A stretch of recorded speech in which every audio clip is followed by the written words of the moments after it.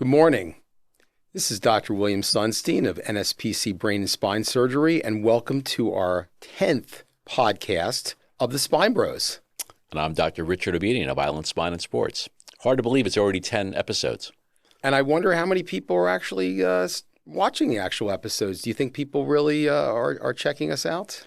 I think they are. In fact, we've gotten some good feedback from some listeners and watchers, and I thought today would be a good time to answer some of the questions we received from the general public and from listeners of our podcast. Well, there's a lot of questions that people ask all the time that seem to be recurrent questions, particularly those patients who are in Long Island. Long Island patients are known to be very demanding and very smart.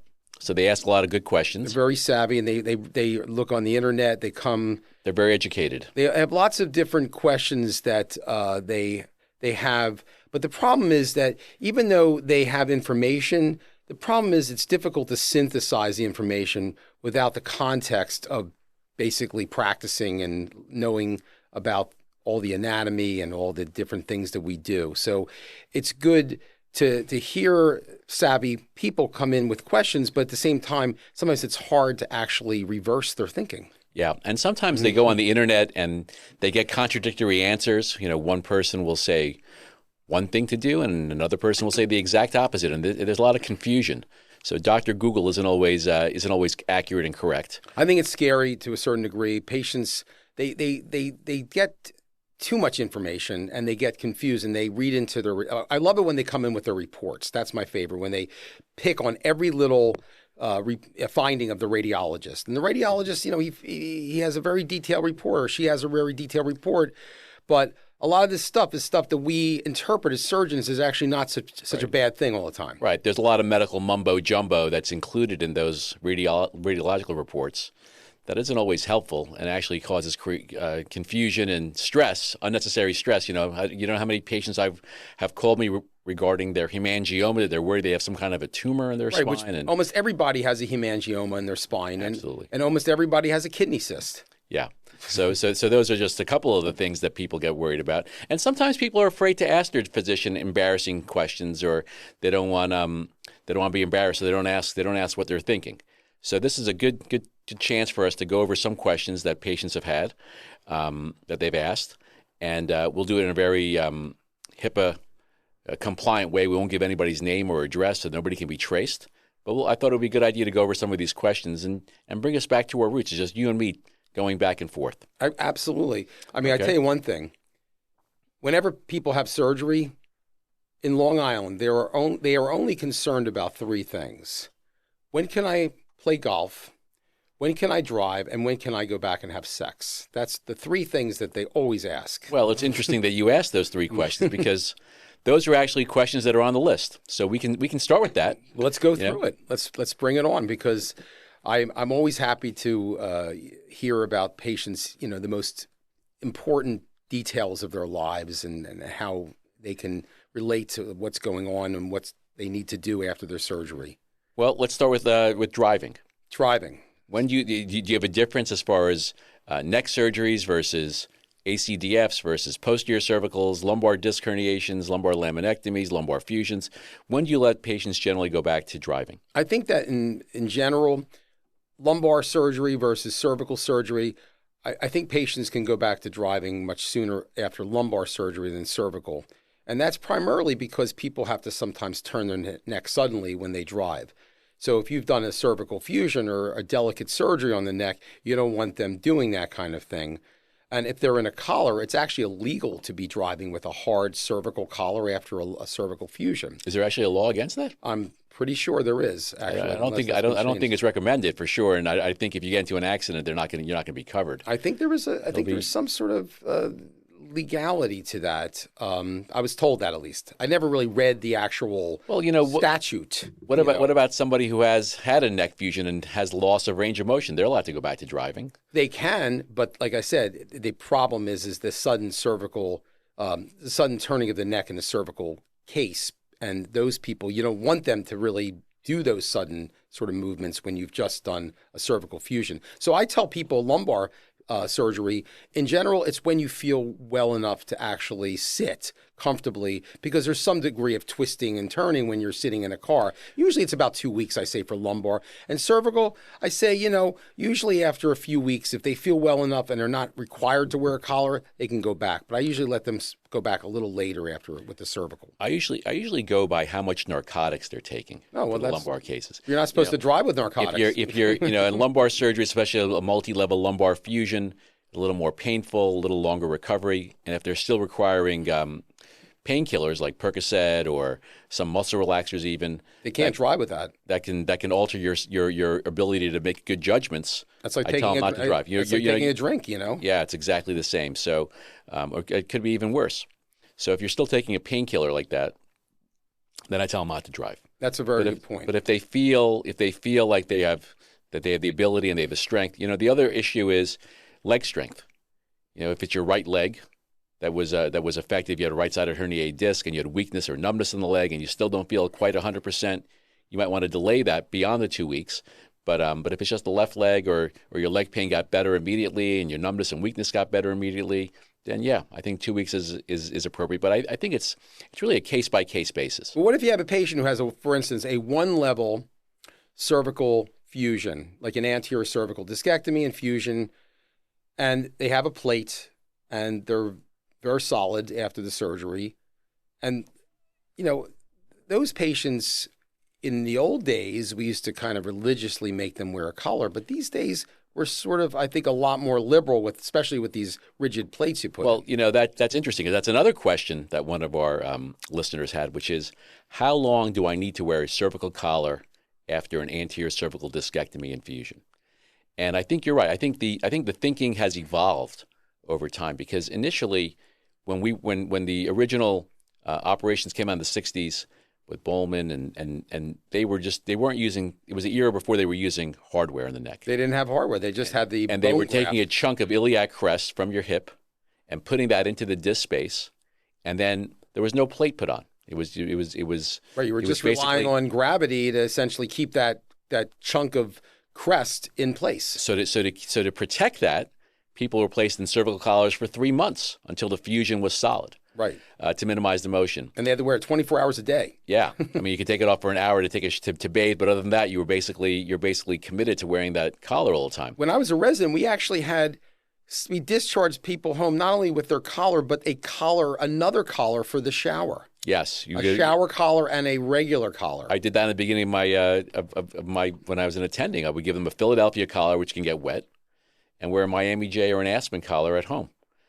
But my thinking has kind of evolved on that as well. And now, especially with the plate technology being so good, I think the reason for the collar is really more a reminder to the patient and reminder to people around them that this person had surgery. Be a little careful. Avoid them. Avoid them. Especially during Christmas season when they're rushing to go shopping and people can be a little aggressive in the stores and in the stores and They should wear that as a reminder, and also to remind other people, be gentle around me. Don't be too aggressive.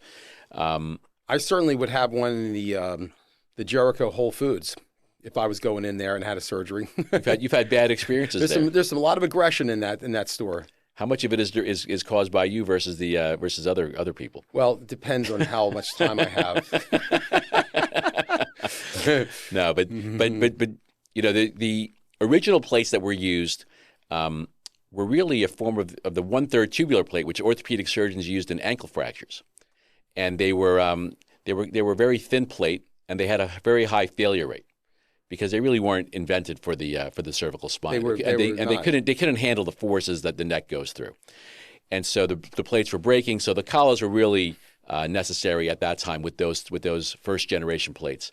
But now, in 2025, we're basically at the level of third generation plates.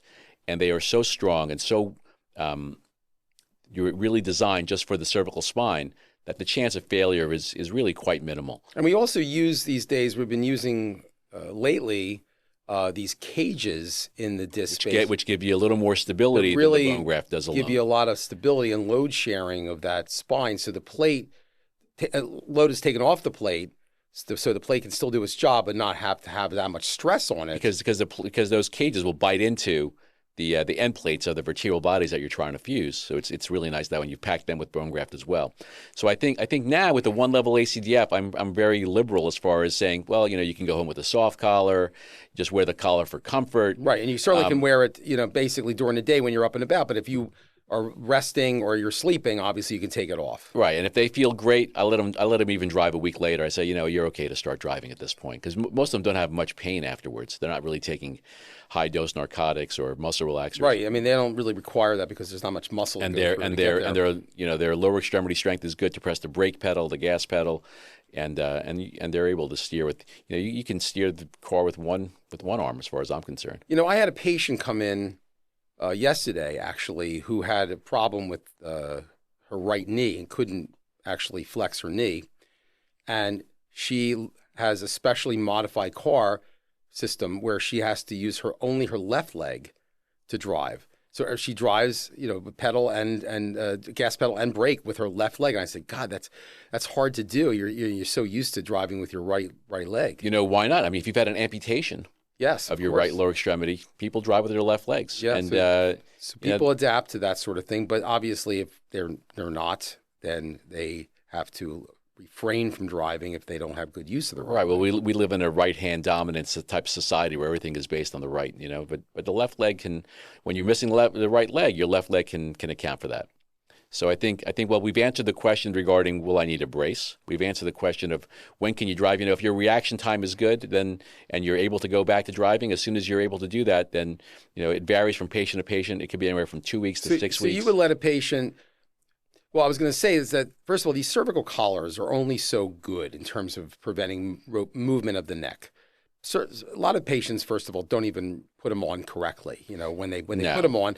So it doesn't provide the kind of rigidity that somebody with a halo or a real, cervical thoracic orthosis would do to try to keep them stable and not move their neck. So I don't even know how much the collar really does for them anyway, other than what you had suggested, where people actually avoid them and it reminds them also not to do any extremes of movement of their neck. Yeah, speaking of halos, when was the last time you put a halo on somebody? Ooh, that was something I used to do when I was a junior attending. Hated it. It's really fallen out of favor. I loved it when I finally got that thing around the head with the bolts into the head and the skull. It's really a very primitive, painful thing for a patient to have to go through to get that thing on. And it's just it's really like a torture device. So for our listening audience, for our viewing audience, a halo was a device that was actually bolted into the head with basically bars coming to the side of your face and around your entire head, and it was really effective in immobilizing your neck. You really couldn't move it at all. It was very effective. And we used it a lot for odontoid or C2 type fractures and some other procedures where it was being used. But the problem is that people became very depressed in these things. You felt like you were a prisoner. I've had people actually take the thing off themselves and actually neatly put it by their bedside. They would unscrew the bolts out of their head because usually when we ended up special wrench. Putting it on, we taped the wrench onto the halo just to have it. So when we came around in rounds, we would tighten the halo to make sure it was fine. And people actually used it and took their halo off. So you come back the next morning, the patient's just lying there having breakfast with their halo neatly at their bedside. Yeah, and so some studies came out that especially elderly patients were having failure to thrive. They stopped eating. They became very depressed, and they were and they really weren't doing well. So halos have kind of fallen out of favor. I guess with all the instrumentation we have now available, it really becomes unnecessary to put somebody in such a rigid situation. Right. If you figure if they need a halo, then you probably need an operation. So let's say a patient has, forget the one level. Let's say the patient has 2 or even 3 level anterior cervical, or an extensive posterior operation where they have multiple levels of fusion. Let's say a C3 to T1 laminectomy and instrumentation. Those people have a much more of a. I think those people need to be protected a little longer in the collar. Extensive operation where they would require more. And also these posterior patients who have big surgeries, they have a bigger incision. There's more muscle dissection. They have more muscle soreness. It takes a little bit longer for them to recover, and to minimize pain for them suddenly turning their head or neck, I think it's helpful to be in a collar for a little bit longer, at least 4 to 6 weeks. So to answer the question, really, if you have let's say a 1 level anterior cervical you would let them drive pretty much right away without About a the week. collar. I would want to see them in the office about a week later, make sure they're feeling okay. They're fine. X-rays are good. X-rays are good. Then you would take the collar off, and at least when they're driving, you I'd would give let them the option of using the collar as needed for comfort. But some people like the collar. Right. They feel more secure in it. You know, sometimes the first time you take the collar off, they're so nervous that their head is going to fall off, and that's never going to happen. So, Right. you know, it's this confidence you get for taking the collar off, and you don't want to rely on the collar too much either, because that actually can weaken your muscles. You know, so I think the collar is. I think the hardware does what it's supposed to do. The collar is really not as needed as one thinks they need it. It's like a belt and suspenders. How often do you wear a belt and a suspenders? Yeah, you don't wear suspenders anymore? I've never really enjoyed suspenders. Yeah, they're a relic of the past, but the belt replaced the suspenders. You know, before there were belts, people were wearing suspenders, and now you can think of the collar as almost like a suspenders. But if you have let's say you have a 2 or 3 level fusion, would you still want them not to take that collar off when they drive? I'm usually a little more conservative with a 3-level fusion. 2-level fusion, you know, it's really a judgment call on how the patient is doing, how confident they are. I mean, the X-rays look beautiful. Let's say X-rays 10 days beautiful. after the surgery, If they're not having too much soreness, the problem really more is not when can I drive. It's when am I going to be out of this pain. You know, once they're out of the pain, I'll let them start driving. Okay. So the audience is not confused, basically. The collar is something more of a judgment call, depending on how they're doing post-operatively. You know, you at least want them to wait a week or so or 10 days before you see them in the office. And if they're doing really well and the X-rays look great, then you would certainly consider taking them out of the collar. Sure. If they've had even a 2 or even 3 level ACDF, doing well, not in too much pain. And you know, here's another thing to ponder about. What about a lower back surgery, a multi-level lumbar fusion? Well, that's changed too. Do you put them in an LSO? Do you put them in a lower back brace afterwards? You know, when I was a resident, a fellow, we were putting them in braces. Right. And now a lot differently than those. And braces. now we don't put them in braces as often. You know, it's really more of a comfort thing. When we did fusions, like let's say even in a 1-level L4-5 fusion with instrumentation, we used to put in these clamshell braces. Yeah, terrible. Which were totally rigid. People uncomfortable, too hot. They used to ride up on the patient and dig in. They irritate the skin. The only person gaining from that is the orthotist who puts it on, because they charge. Right. They loved it whenever you called them to come put the brace on. And then people like, you know, I remember like the orders in the chart were that the patient cannot get out of bed until brace is fitted. So these people sometimes waited a couple days before they got their brace before they could even get out of bed. Yeah, there's some physical therapists who are very fearful of.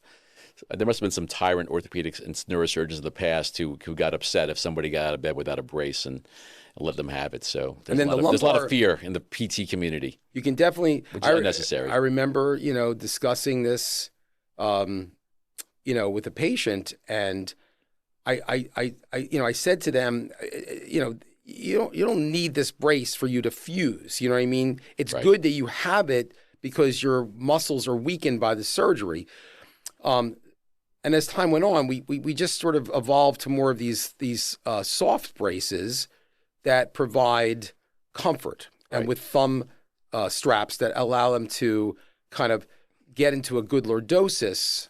It's not just the lordosis, but also prevents them from bending and twisting. Well, yes, because that's going to irritate your muscles, and that's what is going to give them pain after. But it gives them, gives them some more support. But when you tighten it and you give them that lordosis neck, that sort of compaction, it takes the load off their muscles. They feel better. And they feel better. Yeah. So some people really like wearing their braces, but then some people become so dependent on it that they'll wear it forever. And they'll come in like years later with the brace on, you know, after the surgery. I'm like, you can take it off now at this point. Yeah, you don't need to wear the brace to overdo it. Yeah. So how about sex? When do you let them start having sex after a back surgery? Well, that's always one of the most important questions. That's great. That's one of the great privileges about being a doctor. I would say maybe it's better than golf. Well, I think you've had some good explanations for that. We've discussed this. You know, patients reveal their secrets to us as doctors, which is very, very privileged. It's a privilege to have the ability to talk to patients about sex and intimate things in their lives. And I usually tell patients, you can do whatever you want to do, but do it when you feel there is not a lot of pain. And if it hurts, don't do it. Right. So Stop doing it. So if you're having, some people like pain during sex, but that aside, and you also I would tell say people in a particular position that is actually better for the them. better position for lower back patients is on your back, Right. in my opinion, because you're putting less pressure and less thrusting and less stress on the lower back. Right. So we don't want you to have pain when you're having sex. Right. So if you're a guy, and you've had lumbar surgery, you kind of have to be able to have that ability to kind of dictate what position your partner needs to be in during surgery. Male or female, doesn't make a difference. Or male or female. Yeah. Yeah. So at what point would you is it okay for them to resume normal sexual activity? I would say at least 2, if not 3 or 4 weeks, depending on how they're doing after the lumbar surgery. I would not let them sort of jump back into it a week later. I think it's a little premature. Yeah. Usually I tell them about a month later. Yeah. Although I did have one patient who was famous at Plainview Hospital who had a discectomy, and we performed a discectomy on him. He was about 60 years old. He did fantastic. And he was divorced. His girlfriend at the time spent the night in the hospital. And he came back to see me a couple of weeks later, and I said, okay, at this point, he was asking me about sex, and I said, oh, it's okay to start having sex now. He says, Doc, what are you talking about? I had sex the first night. Right. His girlfriend slept over in the hospital bed. So, she did. So again, it's like the braces. Everybody, it's individual, but we don't recommend that you have it if you're having pain. Yes. Okay, and I would say the lower back is probably a little more takes a little longer to recover than from a neck surgery.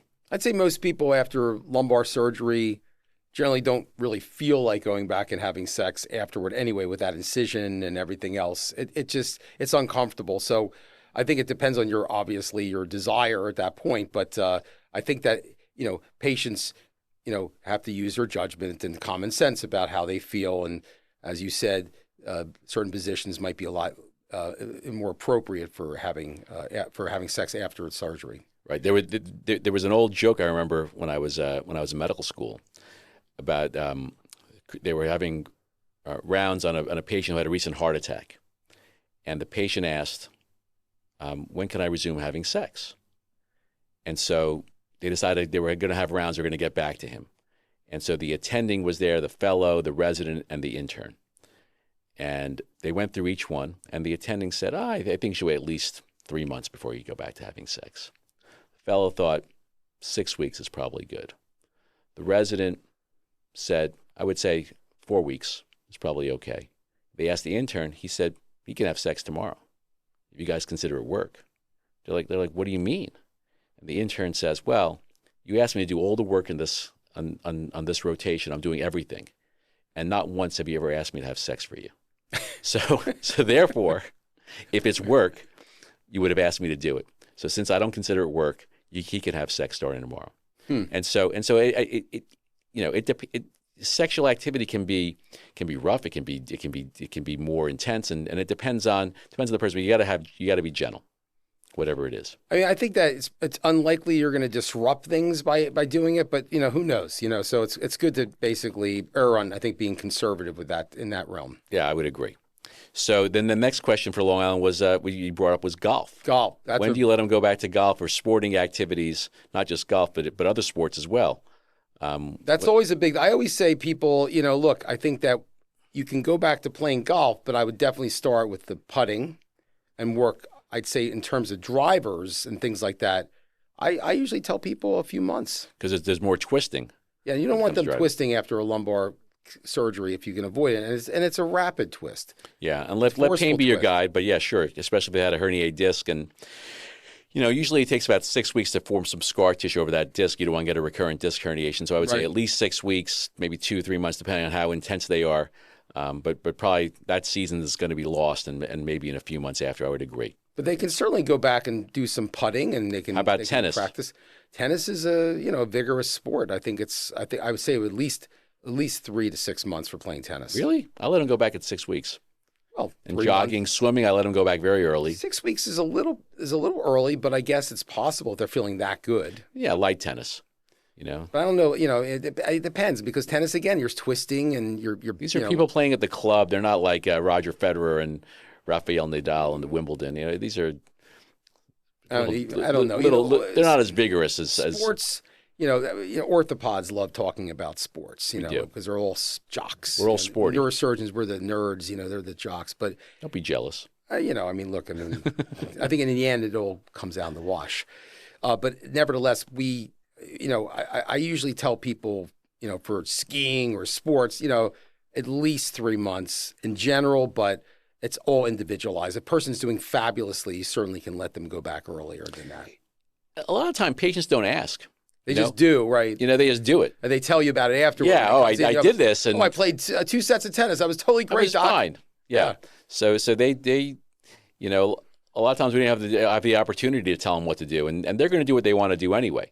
You can guide them and warn them that there's risk of recurrent disc herniation. You might get, I tell them, listen, if you're really intent on going back to swinging a golf club, you can try it at 2 months, but if your back's hurting you, I would stop. Don't do it. Yeah. Don't push it. I don't like giving people a big laundry list of things they can't do, and I just tell them use common sense and exactly what you just said. Let pain be your guide. If it hurts, don't do it. If it hurts, don't do it. Yeah. Yeah. So here's another question that's often asked by our viewers is, will my numbness and weakness get better after the surgery? And we can divide that into neck problems with numbness and weakness in the upper extremities versus lower back problems with numbness and weakness going into the legs.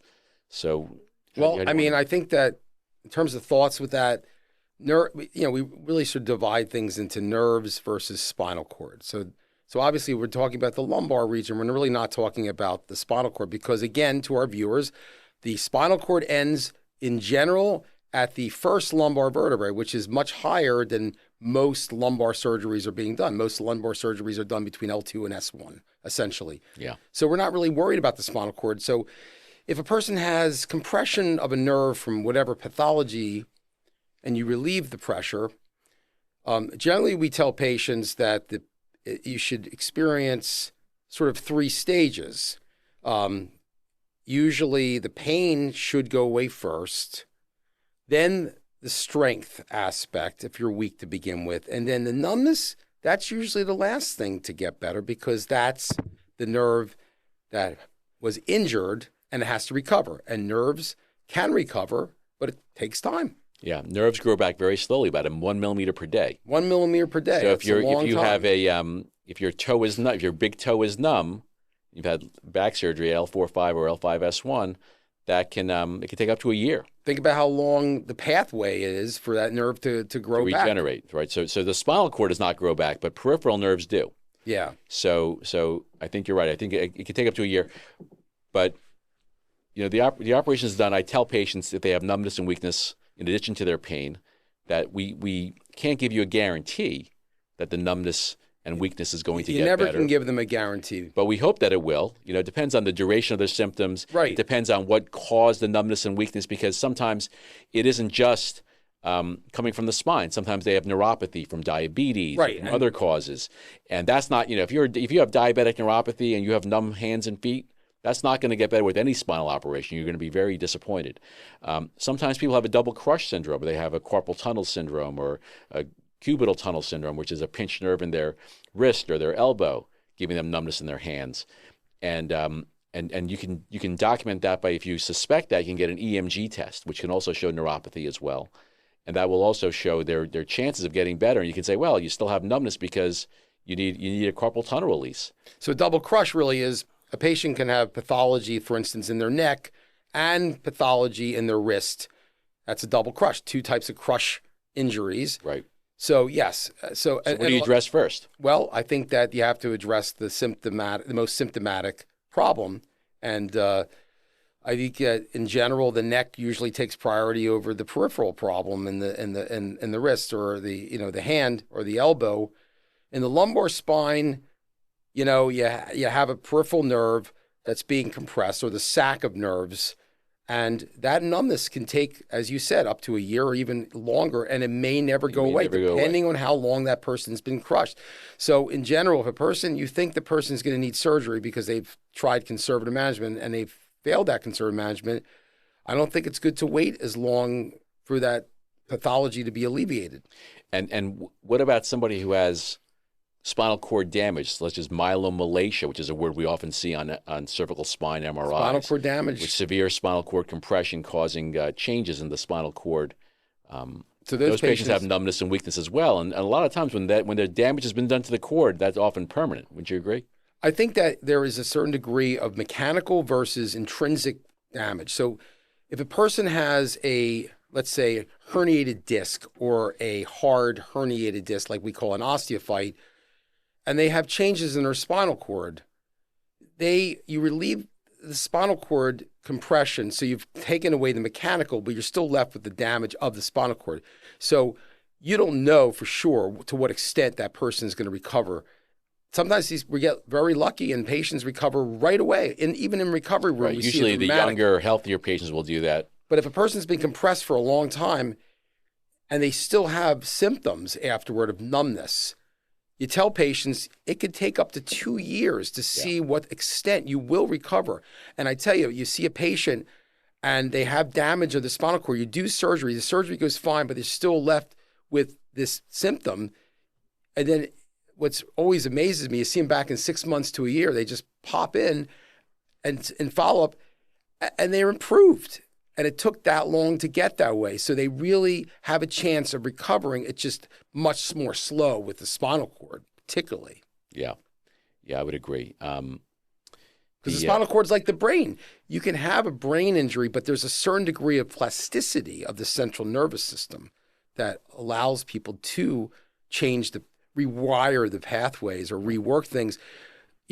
Like it just, the body is incredible the way it can recover from certain things, but you have to be patient, and you have to be patient with yourself after the surgery. The analogy I often use is a garden hose that's been under a truck for a long period of time. It's been under a truck for over a year and it's crushed.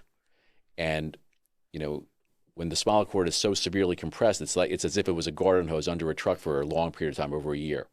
And even though you take that truck off of the hose, there's still some intrinsic damage to that hose, and it still remains indented. It doesn't bounce back to its normal shape right away. There's still a deformity, and there's still damage to that hose. So the water still is not pouring out like it should if it was a normal hose. And the same thing with the nerves. Once there's been damage to that nerve, it may never come back 100%. We do the operation so that things don't get worse. Right, and that's the most we don't important thing. We don't want you to get increased numbness or increased weakness or changes in your bowel and your bladder, difficulty with gait. Those are all things that can happen if this continues to get worse or progresses.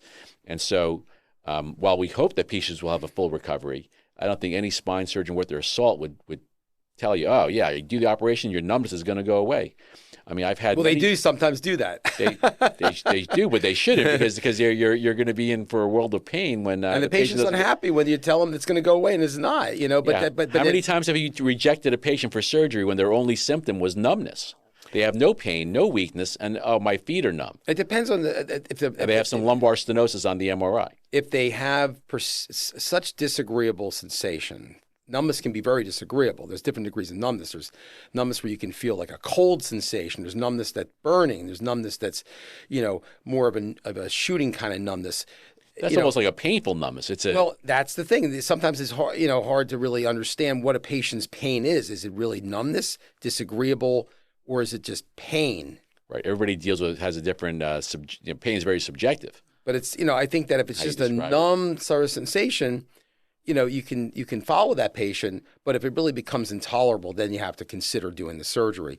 And I think you're absolutely right. Before, you tell people, especially if they have spinal cord compression from any pathology in the neck, you got to tell them that the most important reason for doing the surgery is to prevent you from getting worse. That is the reason. And if you get better, you don't necessarily say it's a bonus, but we just don't know for sure how much you'll get better because it's a spinal cord. And plus, sometimes we tell people consider surgery because they've had a very large herniated disc causing compression, and God forbid they get into a car accident or they slip and fall and bump their head and the disc gets worse. They could end up with a really catastrophic situation. We've seen that happen as well. I think one of the hardest situations also is when a patient comes in and they have a terrible looking spine and they have severe compression, but they just have neck pain. and they have no weakness, no numbness, no pain in their extremities. What do you do about somebody like that? Yeah. That's a hard one to make a decision on. Yeah, same with lower back pain. It's a hard, those are hard things to get rid of. Because you don't want to operate on an X-ray. That's the whole thing. You don't want to base your operation on just what the appearance of the MRI is. And I've told people, I'm sorry, I'm going to need to follow you. I don't feel like you should have surgery if you have absolutely zero symptoms of your extremities and no neurological complaints. No neurological complaints. Yeah, I would be. There's so many things that can cause neck pain, and really, are you going to fix their neck pain? Right. By just decompressing, by doing the laminectomy? They still are arthritic. They still have severe arthritis. Right. You're not curing their arthritis. That's the whole thing. And even with a fusion, they're not going to be happy. You might still have neck pain after that. I mean, unless they have an obvious, deformity or something that's clearly causing the neck pain to fix and stabilize. Yeah. Those people, I usually just, if they just have a bad looking MRI, I say, there's nothing wrong with just following you. I'll see you back in 6 weeks. And then you re-examine them. And then sometimes you pick up a subtle difference and you're saying, you know what, you're starting to progress. Maybe we should do the surgery. Another question that patients have been asking on the podcast is, are you going to put metal in my back? And if so, can I still go for an MRI? Is it going to throw up a metal detector when I go through the airport? That is a very common question. That is a very common question. So it's an easy one. I tell people that in general, the sensitivity of the detector in the airport through security usually doesn't usually get set off with the actual implant. Some very thin people will, but not in generally for the lower back because it's so deep in there. Well, most of the metal detectors, are magnets. And the metal that we're generally putting in both the neck and the lower back now is made of titanium. Right. And titanium is not magnetic. It's not magnetic. So you can go for an MRI you can go for an MRI of your neck after an ACDF, or you can go for an MRI of your lower back after a lumbar fusion. As long as you have titanium implants, it's not an issue. Right. And it can become an issue if you've had a cervical disc replacement that's made of cobalt chrome. You can still get an MRI with that. The device is not going to rip out of your neck, and you're not going to have some catastrophe because of that.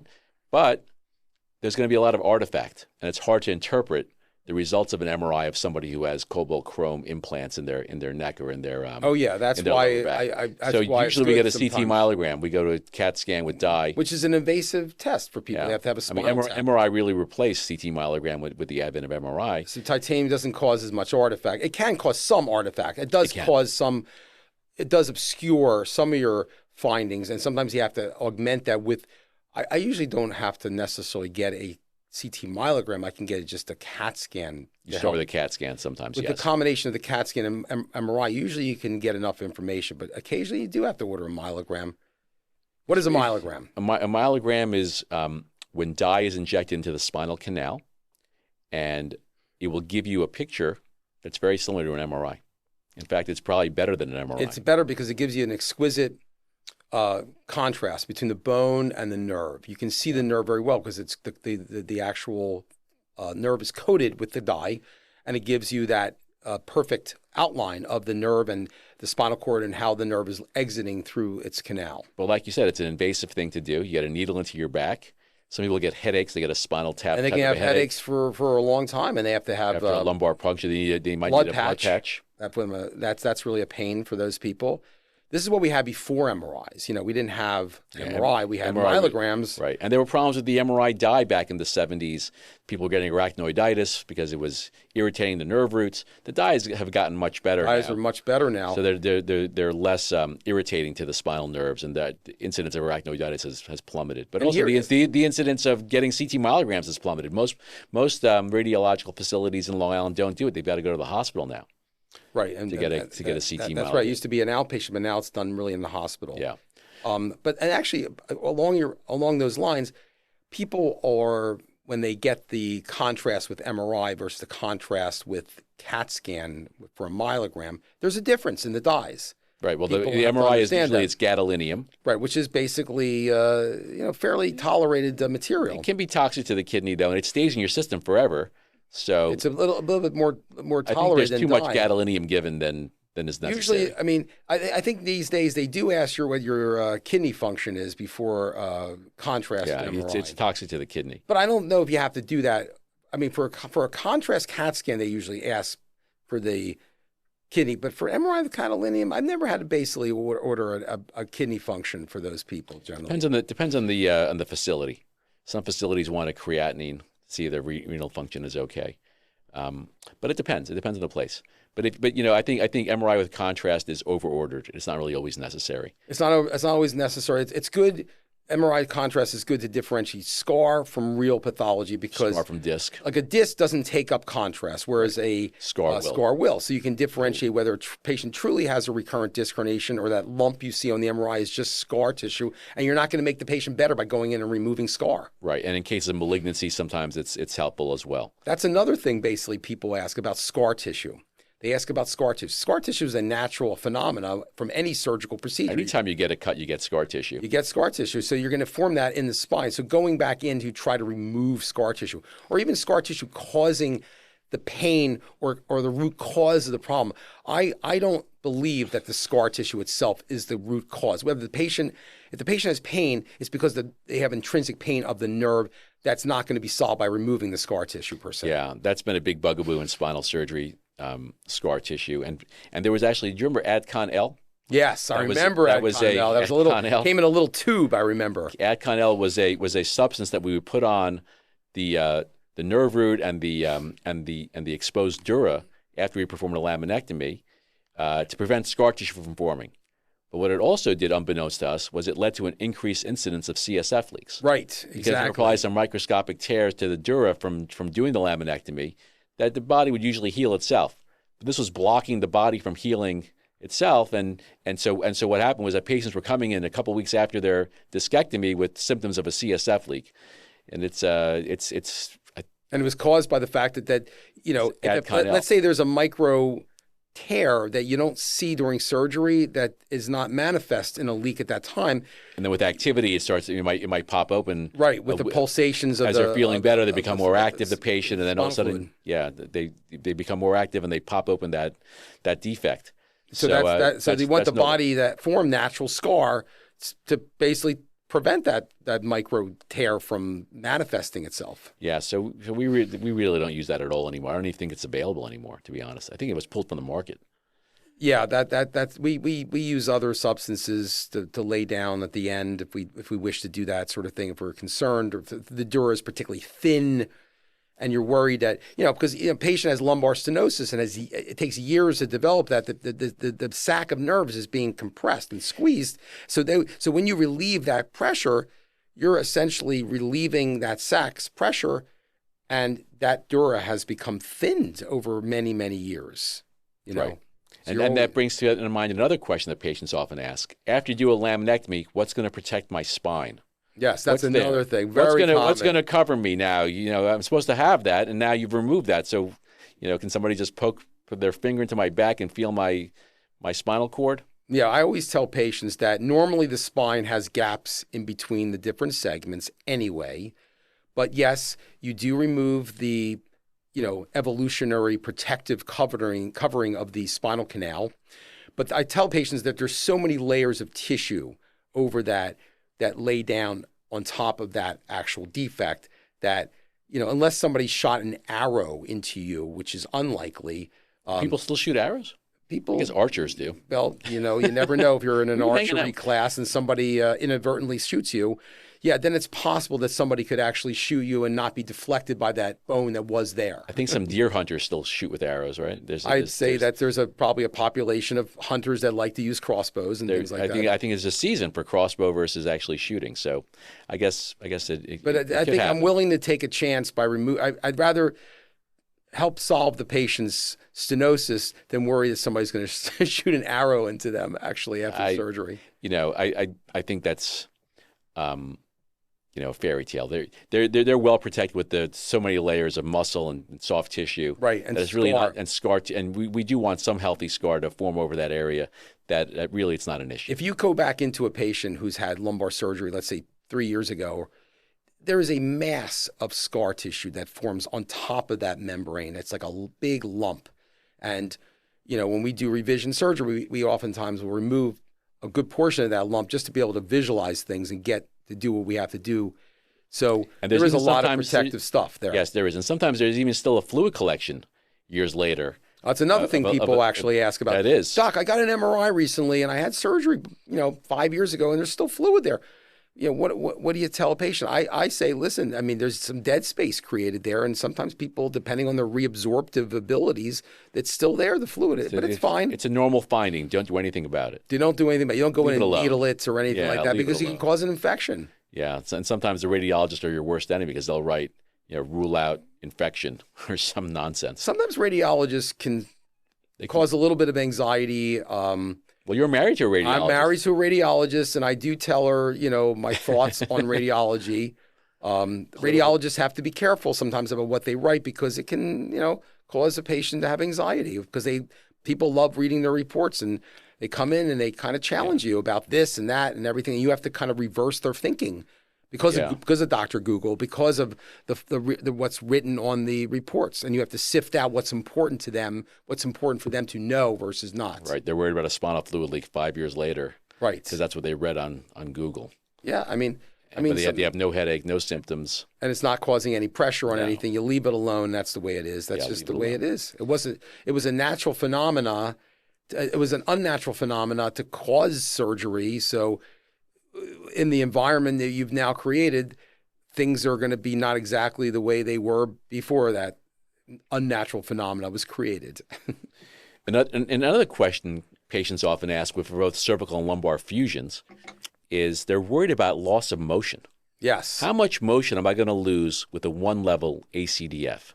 That person will not be able to detect any loss of motion of a one-level ACDF. No meaningful loss. Unless they basically take their spine and put into a biomechanical lab, then they're not going to basically be able to really detect any significant loss because most of your motion, your yes and no motion, is between your occiput and your first two cervical vertebrae. So the occiput is your base of your skull, the back of the skull, and usually the first two cervical vertebrae. So occiput to C2. You're usually not doing, usually most surgeries are not done in that region in general, unless you're super specialized and do, Chiari operations all the time, And how about the lower back? Same thing. Lower back, same thing. And even multiple levels. I've had people have 2-3 levels done, and they really detect no difference. I've had a person go back and playing shortstop with a 2-level ACDF, detected no difference.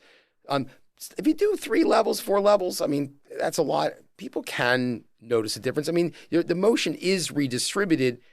I mean, if 60% of your motion is upper cervical and occiput, then 40% is distributed amongst the other cervical vertebra.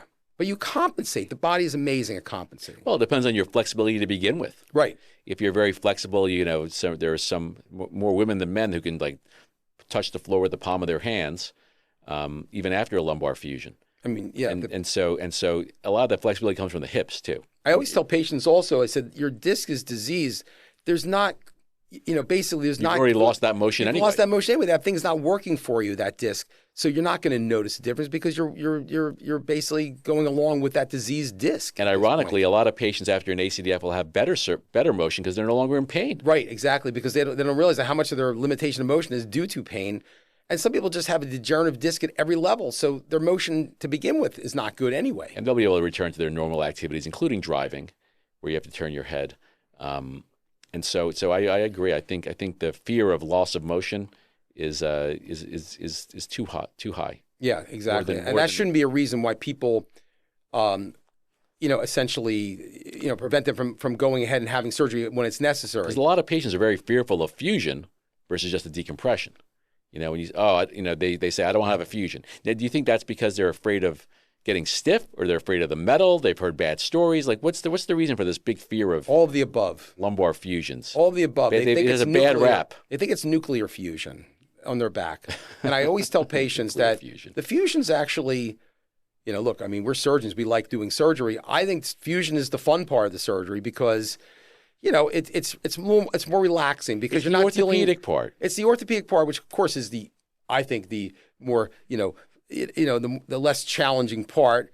But nevertheless, it is challenging. You have to do it right. But once you've done it a million times, you get good at putting screws in, you get good at putting down the bone graft. So it's actually not it's to me, the most critical part of the surgery is the decompression. That's the thing you have to, have a little more hype for, as far as I'm concerned. But once you get to that point, you successfully decompress the patient, you haven't caused a leak, putting in those screws, to me, is more relaxing and enjoyable. And for the patient, honestly, it's not the most important thing for their problem. The problem is the decompression to get that successful. Well, you want to have a successful operation. Yes. And you want the patient to have relief of their symptoms and to not develop another problem down the road. And so if you think they're going to be unstable after performing a laminectomy, it's really incumbent, or they have signs of instability to begin with, whether it's flexion extension films that show motion, or they have a spondylolisthesis, or some instability that you notice pre-op.